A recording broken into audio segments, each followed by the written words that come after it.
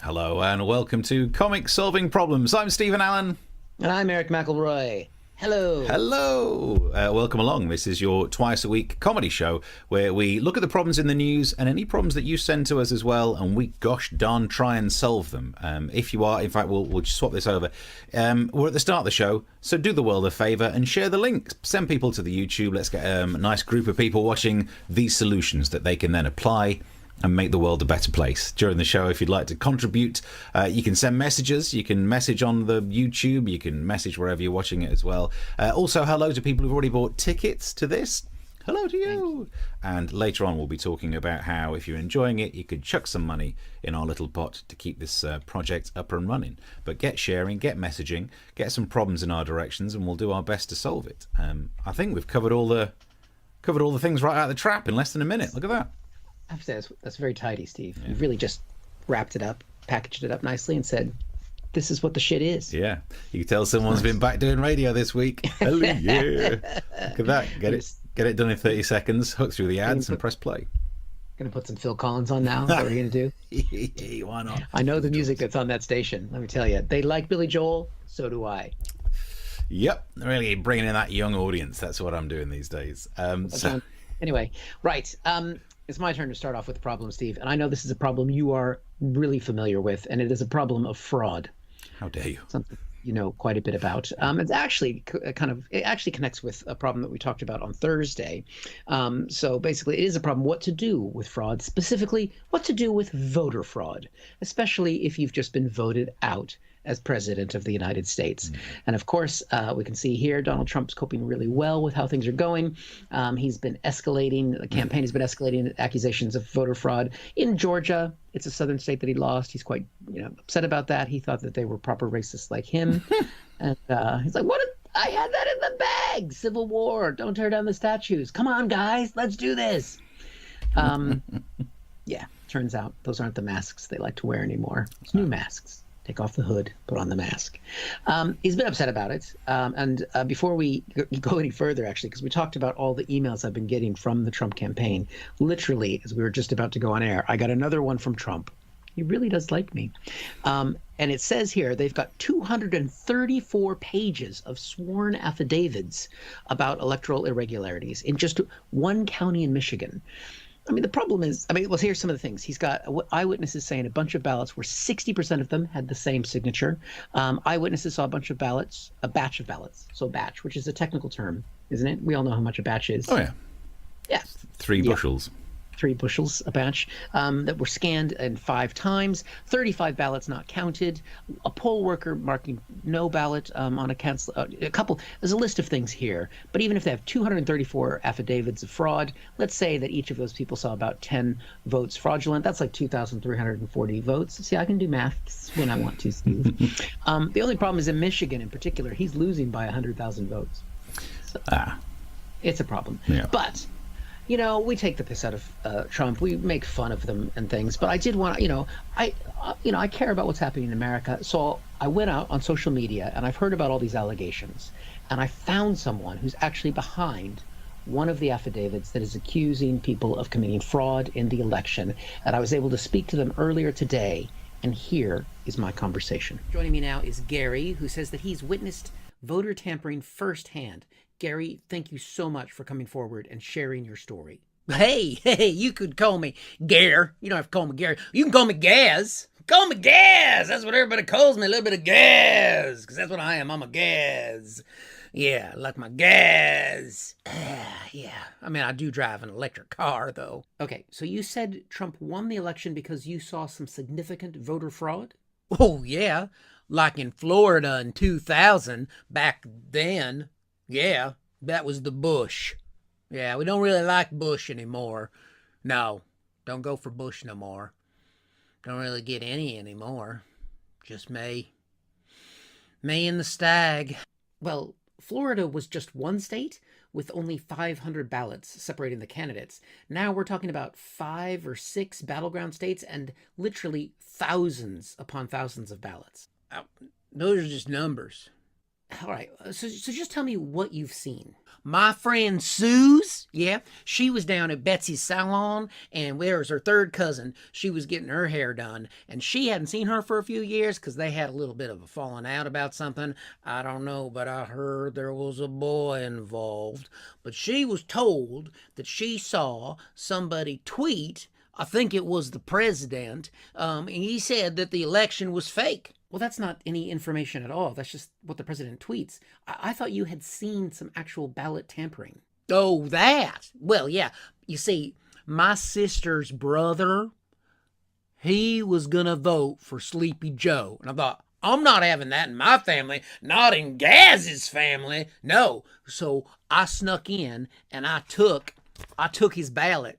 I still got it. So it's too late now. I'm gonna burn it later. Why would you do that? You took his ballot? Well, yeah. There's no way I'm having somebody related to my sister vote for Sleepy Joe and that Commie Law Harris. You see what I did there? I turned her name into Commie Law, right? Commie Law. So what I did there is I willfully mispronounced her name to show intentional disrespect. Taking a ballot is a federal offense. You've broken the law, Gary. Wait, what? No. Well, yeah, so what if I did? It doesn't matter, because you got me in one of those shadow things. You don't know who I am. You didn't ask for that. We can totally see you right now. Well, I think that any voter interference in an election is terrible. And I would, if anybody was gonna do it, it would probably be the demo rats. Gary, I think you're going to have to get yourself a lawyer. I'm sorry to say that. Okay. Good to talk to you. Bye. Take care of yourself. I think Rudy Giuliani would be the perfect lawyer for him. He's going to be available soon. So there we go, Steve. I'm worried about this. I think Biden could. Biden's got it in the bag. He's going to be the next president. You reckon? That's the most credible person they've been able to find. You never know, though, because didn't Trump win Alaska earlier today? He did, and you know what's funny? He accepted the results of that even before they've been validated. Wow. And he allowed the media to call the race. But if he continues like this, if you extrapolate that forwards, he could eventually win if you remove the limitation of the number of states that there are. If he could add like another 10 states before they're done. Just saying. Yep. I think Russia would come in on his side. Indeed. Just saying. So there we go. That's my special report and green screen technology there. Good acting. Yeah. Yeah. Let's have a look. Some of the messages we've already got on this. I'll bring this up. It says, Chris Curling says, American-based method. Yeah. You see, it's about the beard. So when the beard, if anybody wants to know when Gary or Billy Bob are coming back, when the beard starts to get full, he's coming. Good special effects. Britt says, evening all. Mark says, y'all doing method. Thank you. Nice stuff. Dang rootin' tootin' method. I like that as well. Yep. Tooting Ballum Mitchum method. Yeah, making it London based. Cockney writing slang. Tooting Ballum. There we go. Wow. So you think there's not going to be any evidence of any voter fraud at all? No. Interesting. Not. I mean, there are. Of course, there's going to be mistakes. There's going to be people who've moved, who voted in the wrong place, that kind of thing. I mean, I voted like 8 times in different states, but I mean, that's not enough to change the election result. That's the thing. And it's too much of a margin in too many places. So even though they may go through and do a recount in Georgia, which they're doing by hand, and other places, it's just not enough to change the needle. And it's all over, but for the dismantling of the American democracy. You see, I find this fascinating because for me it is the greatest American mystery at the moment. This is, trying to find the evidence. I love all this. It becomes cinematic. It becomes almost film noir. Because I've always been a fan of the kind of Philip Marlowe style ways of investigation. In fact, so much so, earlier on I was on one of the places where you get audiobooks It's called Audible. There it is. I was on Audible, and I managed to download an audiobook. And any Trump fans watching this, and I know we get loads of them, will love this. You should go and get this audiobook. It is absolutely fascinating about what's going on. It was a cold October night. I was making my way to the bottom of another bourbon. That's when a dame walked in. She said she had a case. I said it looked more like she had an overpacked trunk. She didn't get my butt joke. She wanted me to find something that no one else could. I said sure, shaped like a little man in a boat, but she wanted evidence. Evidence of voter fraud. Sure, I could gumshoe my way around all the polling stations, see what people have been doing, but counting votes, it's kind of what elections are all about. It's like being shocked that people are drinking in a Weatherspoons. If you weren't doing that, then why would you waste the night there? I told her the case wasn't for me, but she made me an offer I couldn't refuse, seeing as I've been on furlough and still had bills. Okay, I said. Supposing I find evidence that the votes are dirtier than Bear Grylls' underpants, what then? She said I should take the evidence and burn it. Never let it see the light of day. She didn't want it stopping what she had planned this year. Big plans. To make herself rich and the happiest she'd been in ages. That was the last time I saw Melania Trump and the case of the missing voter fraud.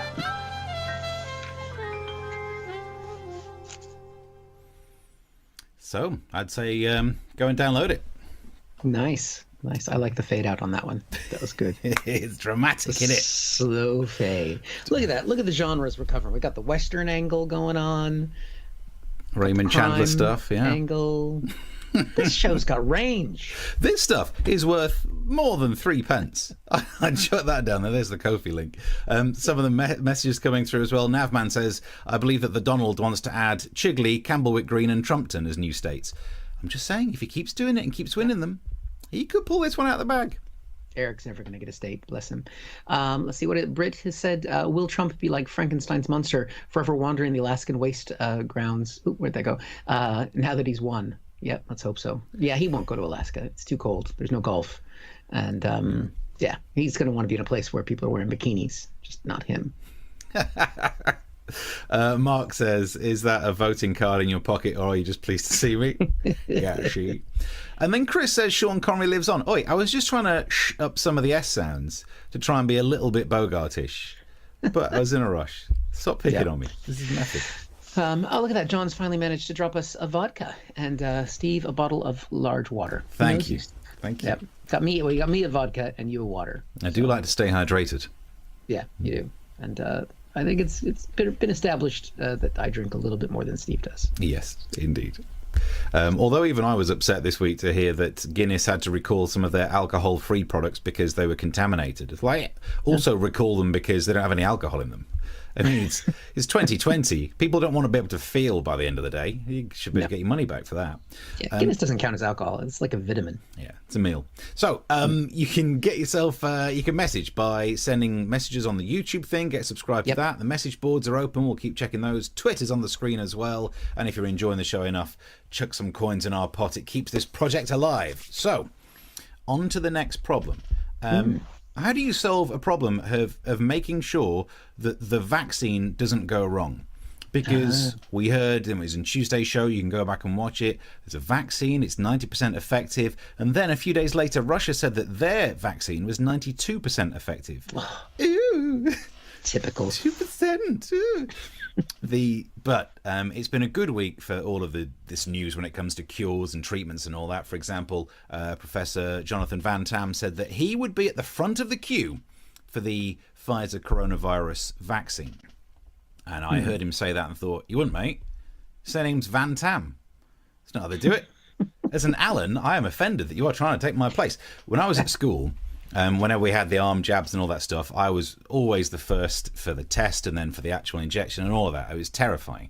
And I told my dad about it, and he, because obviously had the same surname, he gave me a tip. He said when he was in the army, same thing. They used to have injections, and he was always the first, and he learned a nice little technique. And this is useful for anyone who's got an early in the alphabet surname. What you do is you just suck it up, you get brave, and you realise you're going to have your injection anyway, and you go in. And you get your injection, and then as you walk past everyone in the queue waiting to get theirs, you play it up like it's the worst torture you've ever had. So, sure enough, I went in there, got my BCG, and walked out like, oh, the humanity! And then just watched everyone burst into tears. So it's a little top tip from my dad to you. Yeah, sweet dad. I thought you were going to finish that by saying, and you were the teacher as well. And then I got off the bus. But so that's the vaccine. Hopefully things are going well with that. Meanwhile, there's also this £5 quick test thing that they're talking about that could mean that, I mean, they call it a pregnancy style test. And I'm not sure why is that because most people taking it want it to be negative? Is that? I don't know why, but good news, if it works, it only costs like £5. You get the results really quickly, and it means that we can get back to normal life because, and this is what I love, here's a great plan. Britons who test negative for COVID should wear paper wristbands to show that they don't have the virus, number 10's nudge unit says. And that goes to show it's good that the supermarkets have been practicing cordoning off the stationery aisle, because those things could be relatively easy to fake. Let me through. So that's where we stand with that. But then there's also another treatment, a therapeutic, which could be good for us. Okay. Here's the problem. It's called, oh God, Bamlanivimab. Bamlanivimab. It's like a flipping warm-up that we should do before we come on screen. Why would you call a drug something like that? It just seems like it's going to make it harder. Like, could you imagine being in a pharmacist trying to ask for it? Could I have some? It's like, you've had enough, mate, by the sounds of it.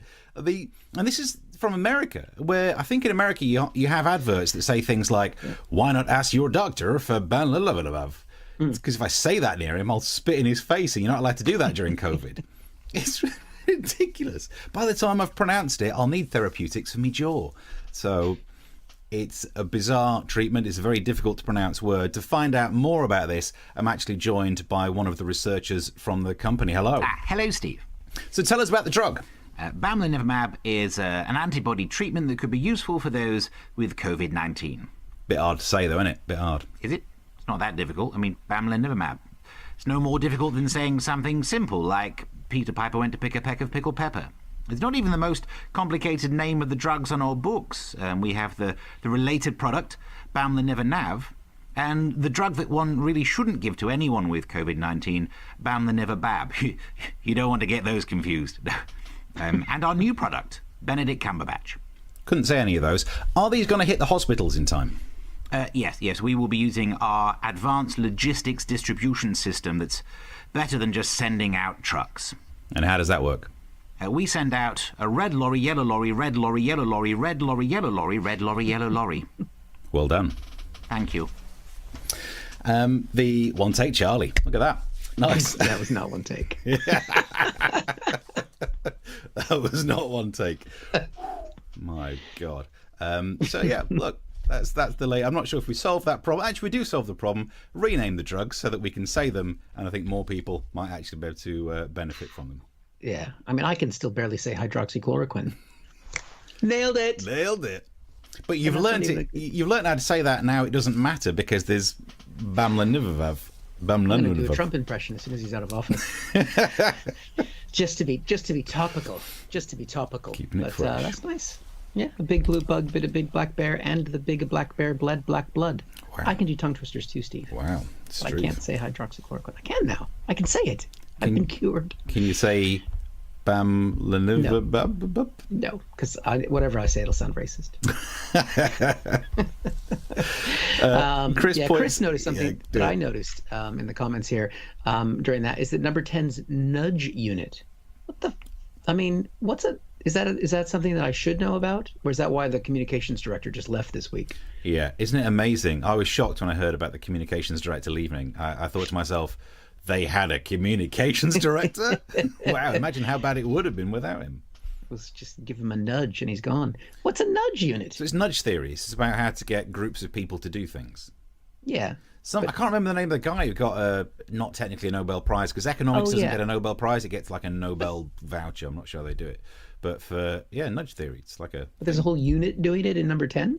I guess there is. I hadn't heard of it before that story, but yeah. They need to get some PR. Mark says it sums up their policies. Nudge, nudge, wink, wink. Say no more. Say no more. Because our policy's rubbish. Say no more. Right? Not as good a wink to a blind horse. Nice. Very nice. Yeah, that was some good linguistical skills there, Steve. Thank you. Good. I mean, what a stupid day for me to try and record something like that. I was busy all day and then had to practice it in the car on the way back. And I thought it was a bit touch and go whether we could get that done. But you did. Look at that. Oh, That's the kind of show that's worth paying for. Lynn says Gary was last seen working at the Four Seasons Landscaping. That's so good. Bless them. They're selling merchandise, by the way. Four Seasons Landscaping. Yeah, I mean, brilliant. I love the fact they're actually helping the economy. It's the best thing Trump's done for the economy. Well, that's what his future is going to be. That's why he's been taking down Fox News and stuff. It's going to be going into landscaping and television. I'm Donald Trump. Would you like your lawn to look like this? Maybe there's that famous. I don't know if you've seen the picture of him sort of yelling at the boy who was cutting the grass. Yeah. Have you seen that? Yeah. So I mean, clearly he was hiring. You're raking it all wrong. Yeah. There we go. Yes. Right, are we caught up on comments? Yeah. From the ones I can see, I think we're good. Make sure to subscribe to the YouTube channel if you haven't already. That's where we're kind of, that's the best place to comment as well. That's where everybody is. Right. All right, Steve. I have a feeling this is going to be one that does not endear me to the British audience. And it's something that if you're watching from any other country, you're going to be like, what the fuck is he talking about? And this is the problem. That is a uniquely British thing, I think. And it is the problem of the Christmas advert season. I'm not talking about the Christmas season. I'm talking about the Christmas advert season, because I saw this headline today. John Lewis Christmas advert. When's it released? What's it going to be the song this year? And all I want to know is who gives a shit? It's a fucking commercial. It's the worst thing about Christmas is the commercialization of Christmas. And you guys go batshit crazy about this every year. And I've just never had a platform to address it on where, I had somewhat control without getting cut off, because you can't go on TV or radio and complain about this. What is the big, it's a fucking commercial. And you guys lose your shit every year. It's being dropped tonight at midnight. And I saw somebody tweet earlier that they've been booked to go on Sky and talk about it. I only get booked to go on Sky once every 4 years when there's a presidential election. And whoever the fuck this is gets to go on and talk about a commercial? Yep. It's brilliant. I've not written any jokes about this. I'm just furious. How is this? Don't you enjoy watching the adverts? No, it's a commercial. That's the thing. That's the reason why, some people we know download things illegally so they don't have to watch the adverts, and that you have things that you pay, like Netflix and other things. I mean, I know there's adverts in Netflix movies, but they're hidden away. It's like, me likey drinking Coca-Cola. That's fine. But they're always they're almost cinematic, some of these John Lewis ones. It's a commercial, and we can't even go to John Lewis anymore. That's the best point. They're advertising a shop that is effectively shut to us. Yeah. I don't know. But I'm going to start ranting about Pantos now. I don't understand those either. The first question was, what will the song be? I can tell you already what that's going to be. It will be some probably Scandinavian, really young, thin singer doing an 80s classic, but that's been transposed into a minor key. That's all it ever is. Just to make it sound miserable. Let's just have piano and some young singer you've never heard of doing a miserable version of I should be so lucky, lucky. They'll pick any cheesy pop song and turn it into that. And then it's basically Love Actually, but in a minute and a half. Yeah. But then there was the one with the kid with the box, the gift, and it was do you remember that, where it looked as though the kid was obsessed about what gift he was going to get, and actually, look, kid had got a gift for his parents. And then someone online had re-edited it to make it look like it was the end of the film Seven, and it was a head in that box. That was great. See, that I can appreciate. That's a good idea. But I mean, the fact that you're remembering Christmas is based on a fucking commercial is just insane. There was the other one where there was the old man on the moon. Did you remember the John Lewis advert? Old man lives on the moon on his own. Some little young kid thinks, oh, that's not fine. So she sends up a telescope, which feels like greater torture, so that he can sit there and watch other people having social interaction. I mean, they should have made that one this year, because that's how we're all feeling. Just have someone looking out of a window with a telescope. Was the follow-up commercial of that him standing there naked with the telescope looking into people? It's lonely up there on the moon. God damn it! You can only do so much with cheese. There's some water up there, though. We found that out this year. Mark says, read Christmas ads. The best ever was the 2014 John Lewis sweary penguin version. You see, they make funny versions of these. So you're not looking forward to that, Eric? I think the only one was it the one with, were they the trampoline one with the dog on the trampoline? Yeah. All right, that was amusing. What about Sainsbury's advert from a couple of years ago, which was James Corden singing "The greatest gift I can give this year is me"? And this one, I was doing some stuff for BBC Radio Kent. I re-recorded the song to be "The greatest gift is money," and I redid the entire song, just being like, "Stop buying me absolute crap." We should play it on the show. Actually, let's do that when we get nearer Christmas. We'll do a Christmas advert special to look back on all the great Christmas adverts from all time. Yep. I'm Casey Kasem. I mean nothing to you guys. No, it does. Casey Kasem, the voice of Shaggy. Yeah. Hey, Scoob. Well, I think it was Casey. It might be a different Casey. He would do like top time. 40. Yeah. Yeah. Over here we had a TV show called America's Top 10, and hey, I'm Casey Kasem. Here's American's Top 10. Hey, Scoob. See, that's the kind of thing you need to remember, not the Sainsbury's commercials. We're not going to see eye to eye on this. It's just a problem. I don't have an answer to it. I couldn't write jokes, but I got too angry, and so no. I'm all for it. Shouldn't be talking about Christmas until Thanksgiving anyway. So what's sorry, what? Yeah, exactly. It's talking about Christmas until You have to have Thanksgiving, and then the Christmas season begins. So you don't do anything Christmassy until Thanksgiving happens. Is that one word? I can't. Is it Thanksgiving? It's not ringing any bells. It's where we give thanks for getting rid of our colonial. It's not actually where we give thanks for. It's where. How can you give thanks? You've not received your adverts yet. It's where we give thanks for taking over the indigenous population of a nation. But anyway, it's a great holiday. Some of the messages coming through then. Let's get these up here. Is the new med sold by Wow-Ho Black Betty, Whoa-Ho Black Betty, Bamalam, etc.? I'm not going to say the name of that product again because it took me half an hour just to do the pre-recorded version. All right, there we go. What else have we got? Britt says, how can you not like Kevin the Carrot hanging out with Spike the Hedgehog? He's a little prick. Bom bom. Was that another commercial? Yeah, Lidl's. I think it's Lidl or Aldi. Oof, that's when advertising doesn't work, isn't it? But there's a character called Little Kevin the Carrot. I don't get it. Don't you have any culture in this country? No, we've not been around as long as America with our pamphlet of history. We've got culture. Yeah. Anyway, right. I think that's there we go. Right, we're up to date. Keep the messages coming through, and if you could chuck some money in the pot, it would be very much appreciated. Keeps us afloat, and obviously Christmas. We have to pay for props, so it's not cheap. This another problem. How do we fix the economy in this entire mess of COVID nonsense? Some good news. Results out at the moment saying that the UK economy has grown by 15%.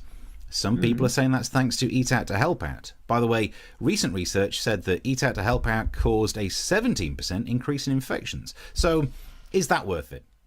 15% GDP increase, 17% increase in infections. It depends who you ask. If you ask a business owner, they will probably say something different to if you ask someone who's now dead. So it's difficult to work out which way we're going. But when it comes to the economy, you've got to get businesses back. You've got to start doing the things that were shut down. And good news, because there seems to be a resurgence of cruisers. Royal Caribbean came up with this idea of mock cruisers, and they wanted volunteers, apparently, to try and go and see if people would be interested in going back on cruises. Okay. Cruises aren't known for being the most sanitary form of travel, and that's not great when you think how bad the tube is. But I like the idea. I think what they're doing, and at least they're being honest about it, by they're saying, look, this is not going to be the most comfortable way, the most comfortable moment for you to have a holiday because of all the worry about picking up some stuff. And they've really reflected that well in their latest advert. Let's take a look. Tired of spending weeks stuck in your own home? Then spend a magical 2 weeks stuck on a cruise. Corona Cruises offers all-inclusive packages, food, accommodation, and the inevitable medical costs. See the sights of the Caribbean through the safety of your own room's window. You'll feel so relaxed after 2 weeks at sea, followed by 14 days in quarantine. You'll really get away from it all. unless someone on the cruise has it, in which case you'll catch it too. Coronavirus, norovirus, and depending on who's been near the buffet, hepatitis C. Corona Cruises, the cruise to take before you die. Okay, who's in? Nice. No one? Yeah. Okay. Anything to get out of here. So yes, we Rather be dying somewhere. I'm just waiting for the circuit to come back for that. if you don't want to spend the money on a cruise, chuck it in the Ko-fi pot. It'll be very much appreciated. Oh dear. Well, going back to Mark's. We're talking about American culture versus British culture. Mark Randall said Americans have culture, Britons have penicillin. Indeed. Discovered by the Scots. Did take me a little while to get that joke. Good. I googled it. A few weeks ago, the Midlands Air Ambulance actually landed near to where I live, says Mark. I realised I did pick the Midlands Air Ambulance picture, which doesn't make sense that happens in the Caribbean. But again, this is a comedy show. It's not... The picture of the Caribbean was the Caribbean. I got that right. I'm glad that our audience is the kind of audience that can identify that kind of thing. Yeah. That level of detail. That's what we want. Yeah. We don't want people watching this going, I didn't even notice that air ambulance was from the wrong place. Yeah. I mean, one of my favourite messages we ever had on this show is when I did the sketch about Pret, and the only complaint was that in my pretending to make a Pret sandwich, I'd buttered both slices of bread, and actually they only butter one in Pret. Like, wow. Okay. Bastard. I do apologise. Take your money back. We lost a few viewers that day. Vera on Twitch says, funny. We'll take that. Thank you, Vera. Yeah, thank you very much. Yeah, that's what we want. And not just, pedantic things about the wrong helicopter being used, for fuck's sake. Funny. I mean, I'm glad we've got dressed up. We've written some jokes and stuff. Didn't quite get the right helicopter, but other than that, it's all right. It was a busy day. And you were practicing saying the flam bing bong bang. I had to say all that. And there is a chance that some of those cruise liners don't actually go to the Caribbean, but again. Yeah. What do you want? I think there's some lovely cruises in the Midlands. Yeah, you could go up and down the Thames. Mark says, apparently the Americans have something called Black Friday, celebrating a mass power failure or something like that. Yeah, we don't like to talk about that after this summer. Yeah. Because that was one of those things that we really imported. We started to do that about 3 years ago, and it died off quickly over here. And it can't happen this year, can it? Black Friday sales for the shops that will be closed. Well, I think it's all Amazon Day now, isn't it? It's all about buying things online. Oh, good, because I really worry that Jeff Bezos doesn't quite have enough money yet. Yeah, exactly. And you know what he doesn't spend his money on? Fucking Christmas commercial. Oh, Mark Randall says, yes, having an air ambulance for the part of the UK that is literally the furthest from the coast work. That air ambulance will cover Ashby de la Zouch, which is the furthest place from the coast in the UK. Floating over there. There you go. See, it's meta satire, Mark. That's what he was doing there. Vera says, I can see. Good job. By the way, hi from the Czech Republic. Hello, Vera. Oh. Well, Vera. We got dressed up for you then. We'll work. If you send us some problems from the Czech Republic, we will integrate them into next Tuesday's show, because we're here every Tuesday and Thursday. Yeah. Are you setting the bar that we should try and do topical comedy about the latest news in the Czech Republic? Whatever grows our audience. If we become famous in Czech, I'll do it. Okay, you can write those jokes. I'll stick to the silly ones about air ambulances. This guy wants to do more research than I do. It's truth. Yep. Right, are we up to date with all the other message boards? Let's have a look. Lynn Brown says Super Bowl commercials get the same kind of hype and pre-show where they're gonna go ad nauseum. Eric, actually, while you're dissing Britain and its Christmas obsession with our adverts, Super Bowl adverts. Those are important and an integral part of the rich. I mean, when Columbus discovered America, the first thing he did was cut an ad for it. And that was part of the Super Bowl between the Chickapock tribe and I don't know where I'm going with struggling this. to make up words, aren't they? The chicken pox and something. Let's talk about the Czech Republic.